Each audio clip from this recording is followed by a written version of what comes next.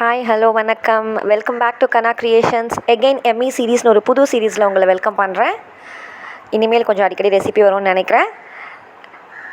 இன்றைக்கி பார்த்திங்கன்னா கருவேப்பிலை பொடி இன்ஸ்டண்ட்டாக குயிக்காக ஒரு ப்ரிசர்வேட்டிவ் இல்லாத கருவேப்பிலை பொடி எப்படி பண்ணலான்னு பார்க்கலாம்.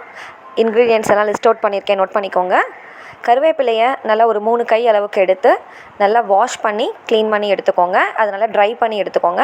அப்புறம் ஒரு பாத்திரம் வச்சு நல்லா சிம்மில் ஒரு மீடியம் ஃப்ளேமில் வச்சு நல்லா ரோஸ்ட் பண்ணணும். நல்லா இது மாதிரி பொரிச்சா அப்படியே பொடியணும் மொறுன்னு, அந்த மாதிரி நல்லா ட்ரை ரோஸ்ட் பண்ணி எடுத்துக்கோங்க.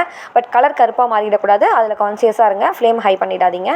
அப்புறம் லிஸ்ட் அவுட் பண்ணியிருக்கிற எல்லா கடலைகளும், பொட்டுக்கடலை, கிரவுண்ட் நட், கடலைப்பருப்பு, உளுத்தப்பருப்பு எல்லாத்தையும் நல்லா ட்ரை ரோஸ்ட் பண்ணி எடுத்துகிட்டு எல்லாத்தையும் ஒன்றா ஒரு மிக்ஸி ஜாரில் போட்டுட்டு கொரப்பாக அரைச்சி எடுத்துக்கணும். ரொம்ப ஃபைன் பேஸ்ட்டாக அரைச்சிடாதீங்க. இதில் மெயினே கருவேப்பிலை ஆகட்டும் எல்லாத்தையுமே நீங்கள் நல்லா ட்ரை ரோஸ்ட் பண்ணணும். இதில் பூண்டு ஒரு 2 பல் கொடுத்துருப்பேன். இதை நீங்கள் இந்த கருவேப்பிலையை வறுக்கும்போது தட்டி போட்டு அதையும் சேர்த்து நல்லா வறுத்துடுங்க. எதுலேயுமே ஈரப்பசம் இல்லாமல் நல்லா வறுத்துக்கணும். இப்போ இந்த பவுடரை ஒரு நல்ல ஏர்டைட் கண்டெய்னரில் நீங்கள் ட்ரான்ஸ்ஃபர் பண்ணி வச்சுக்கிட்டிங்கன்னா 3 to 5 months வரைக்கும் நீங்கள் தாராளமாக யூஸ் பண்ணலாம். ஏன்னா இதில் மெயினாக நீங்கள் ஈரமான ஸ்பூன் எதுவும் யூஸ் பண்ணாமல் ட்ரை ஸ்பூன் யூஸ் பண்ணி இதை எடுத்துக்கோங்க. ரொம்ப நல்லாயிருக்கும், ஹெல்த்தியும் கூட. சூடாக சாதத்தில் போட்டுட்டு நீங்கள் நெய்யோ நல்லெண்ணெய்யோ விட்டு சாப்பிடலாம். ரொம்ப டேஸ்டியாக இருக்கும்.